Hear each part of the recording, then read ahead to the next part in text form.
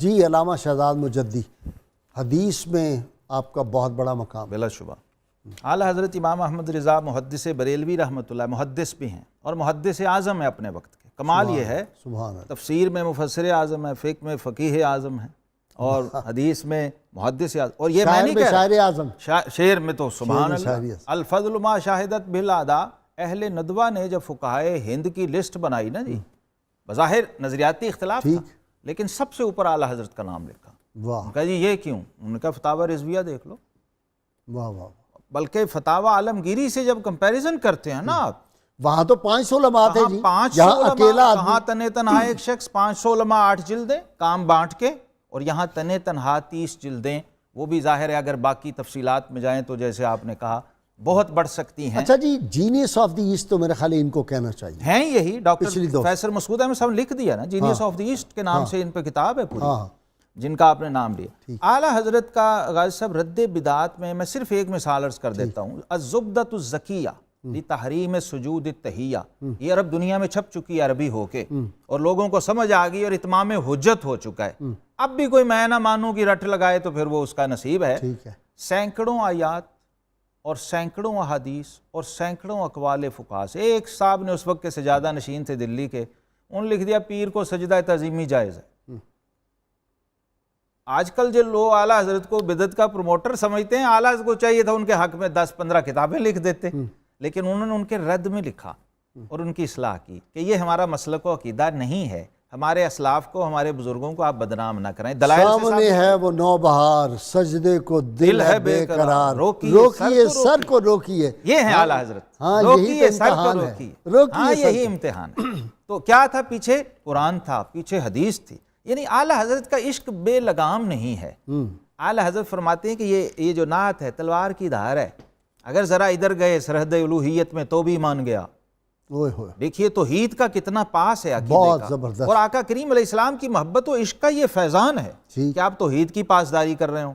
پھر اگر ادھر کوتاہی ہو جائے وہ بھی ناقابل برداشت ہے۔ ایک صاحب نے لکھ دیا کہ کب ہیں درخت روضہ والا کے سامنے، مجنوں کھڑے ہیں خیمہ لیلا کے سامنے۔ اعلیٰ حضرت پھڑک گئے، فرمائیے کیسے، اور وہ زندہ تھے وہ شاعر اس وقت۔ آپ نے فرمایا کہ ان کو خیال نہیں آیا اتنی بڑی بے ادبی اور تنقیص شان کہ اس بارگاہ کو جو عرش معلیٰ سے بھی افضل ہے، اس کو یہ خیمہ لیلا سے تشبیہ دے رہے ہیں۔ تو ان کا حضرت پھر کیا لکھیں؟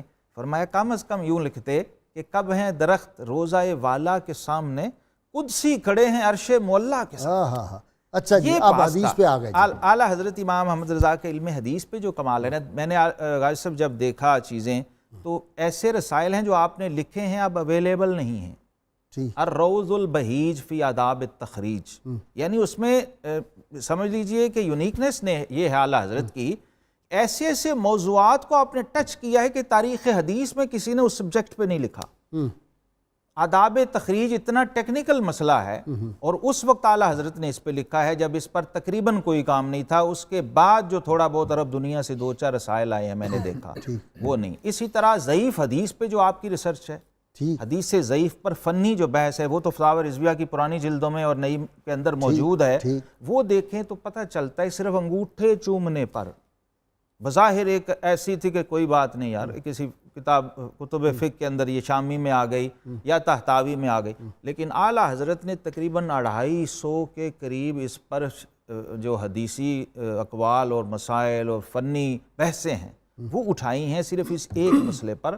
اور اس زمانے میں جس کو اس پہ کوئی اعتراض تھا وہ گونگ ہو گیا، اس کے بعد کوئی نہیں، آج تک نہیں لکھ سکتا۔ وہ کون سی تھی جو حرم شریف میں الدولۃ المکیہ علم غیب پہ لکھ دی آپ نے، اور 8 گھنٹے میں، بغیر لائبریری، بغیر ریفرنس بک، جی، اور سفر میں حرمین شریفین میں تھے، بخار میں تھے، پتہ چلا کہ یہ مسئلہ علم غیب جو ہے اس پہ لوگ اعتراض کر رہے ہیں کہ یہ بریلوی بڑھا دیتے ہیں، یہ شرک کرتے ہیں، یہ بدعت کرتے ہیں۔ تو اہل مکہ جو علماء تھے انہوں نے کہا بھئی ادھر آئیے، اہل علم بیٹھتے ہیں تو اس مسئلے کو حل کر لیتے ہیں۔ مولانا خلیل احمد سہارنپوری وغیرہ یہ بھی وہیں تھے، انہوں نے کہا جی یہ تو شرک کرتے ہیں، یہ اللہ کے علم سے نبی کریم صلی اللہ علیہ وسلم کے علم کو بڑھا دیتے ہیں۔